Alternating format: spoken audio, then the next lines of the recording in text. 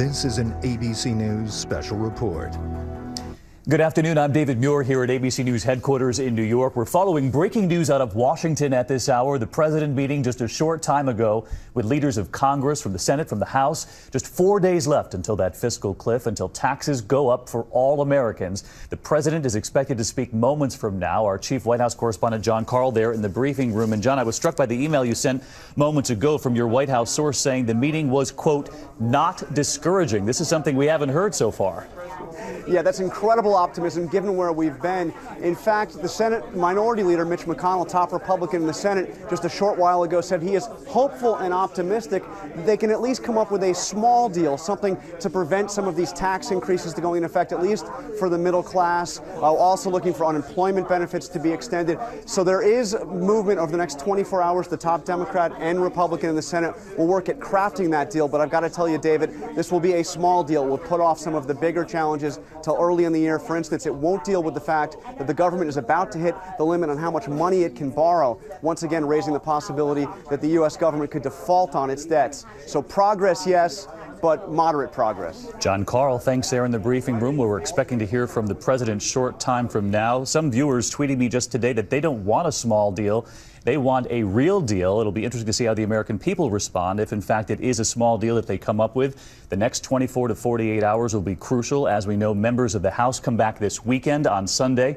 Members of the Senate are back in Washington. There's been a lot of criticism, growing anger in this country about lawmakers going home for the holiday with no deal on this fiscal cliff.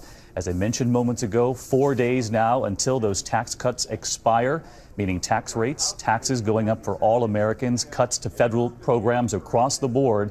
And what the president has been trying to do, his team, is to preserve tax cuts on most Americans while raising them on wealthier Americans. That's been a real sticking point with Republicans. But perhaps they talked about this just a short time ago. And as far as those deep cuts on federal programs, there's been debate over how deep those cuts should be, where they can find some common ground. And John, from your view, as we await the president here, in fact, he's coming out now. We'll talk to you in a moment. Here's President Obama speaking to the nation. Good afternoon, everybody. For the past couple of months, I've been working with leaders of both parties to try and forge an agreement that would grow our economy and shrink the deficit. A balanced plan that would cut spending in a responsible way, but also ask the wealthiest Americans to pay a little more. And above all, protect our middle class and everybody who's striving to get into the middle class. I still want to get this done. It's the right thing to do for our families, for our businesses, and for our entire economy. But the hour for immediate action is here. It is now. We're now at the point where in just 4 days, every American's tax rates are scheduled to go up by law. Every American's paycheck will get considerably smaller. And that would be the wrong thing to do for our economy. It would be bad for middle-class families, and it would be bad for businesses that depend on family spending. Fortunately, Congress can prevent it from happening if they act right now. I just had a good and constructive discussion here at the White House with Senate and House leadership about how to prevent this tax hike on the middle class. And I'm optimistic we may still be able to reach an agreement that can pass both houses in time. Senators Reid and McConnell are working on such an agreement as we speak. But if an agreement isn't reached in time between Senator Reid and Senator McConnell, then I will urge Senator Reid to bring to the floor a basic package for an up or down vote.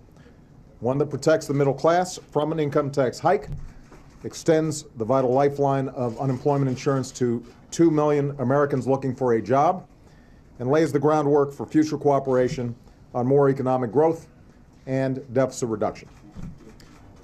Guys, I can hear you over here. I believe such a proposal could pass both houses with bipartisan majorities, as long as those leaders allow it to actually come to a vote. If members of the House or the Senate want to vote no, they can. But we should let everybody vote. That's the way this is supposed to work. If you can get a majority in the House and you can get a majority in the Senate, then we should be able to pass a bill. So the American people are watching what we do here. Obviously, their patience is already thin. This is deja vu all over again.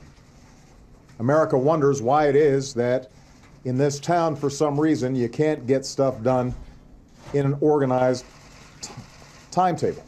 Why everything always has to wait till the last minute. Well, we're now at the last minute. And the American people are not going to have any patience for a politically self-inflicted wound to our economy. Not right now. The economy is growing, but sustaining that trend is going to require elected officials to do their jobs. The housing market is recovering, but that could be impacted if folks are seeing smaller paychecks. The unemployment rate is the lowest it's been since 2008. But already you're seeing businesses and consumers starting to hold back because of the dysfunction that they see in Washington. Economists, business leaders, all think that we're poised to grow in 2013, as long as politics in Washington don't get in the way of America's progress. So we've got to get this done.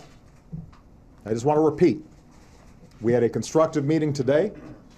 Senators Reid and McConnell are discussing a potential agreement where we could get a bipartisan bill out of the Senate, over to the House, and done in a timely fashion so that we met the December 31st deadline. But given how things have been working in this town, we always have to wait and see until it actually happens.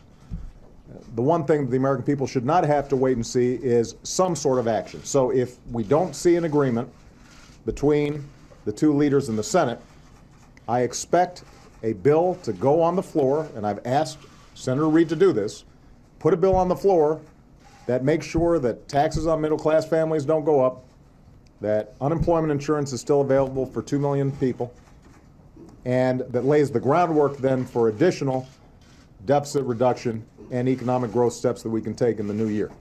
But let's not miss this deadline. That's the bare minimum that we should be able to get done.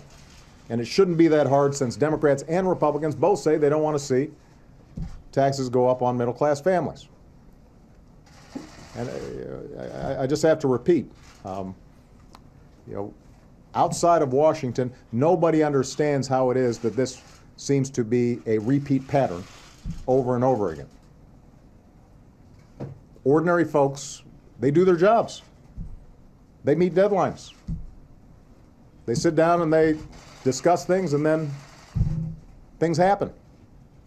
If there are disagreements, they sort through the disagreements. The notion that our elected leadership can't do the same thing is mind-boggling to them. It needs to stop. So I'm modestly optimistic that an agreement can be achieved.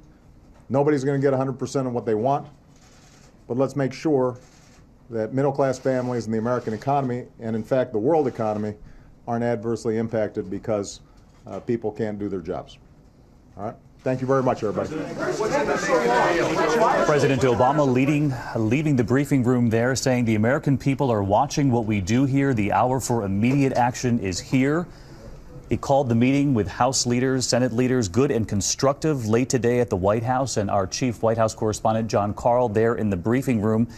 John, a lot of people are going to be talking about this bare minimum that he spoke of, that if they don't come up with an agreement, he wants the bare minimum to be voted on the Senate floor, which would extend tax cuts for the middle class, extend unemployment insurance benefits for people without jobs right now, leaving the rest, as he put it, to debate down the road. John, what do you make of the bare minimum if this agreement doesn't happen? He said he'll force it. He'll expect a bill on the Senate floor.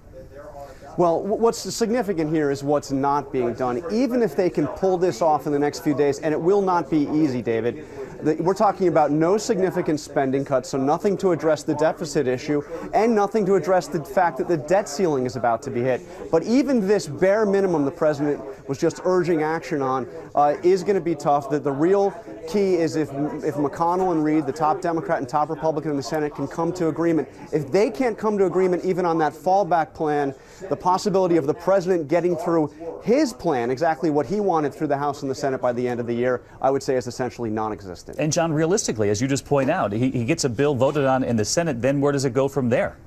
Right. I mean, you have a Republican-controlled House. The only way this can happen is with bipartisan support. That's why the most important period right now is the next 24 hours when Mitch McConnell and Harry Reid will be trying to come up with some kind of an agreement. Again, the bare minimum to at least guarantee that tax rates don't go up for everybody in just 4 days. All right, our chief White House correspondent John Karl there in the briefing room. You heard the president there call it a constructive meeting, reasonably optimistic that lawmakers in Washington can come up with the plan, though he did say ordinary Americans are wondering why it always comes to this, to the 11th hour, and he's right, given the comments we heard from so many of our viewers today.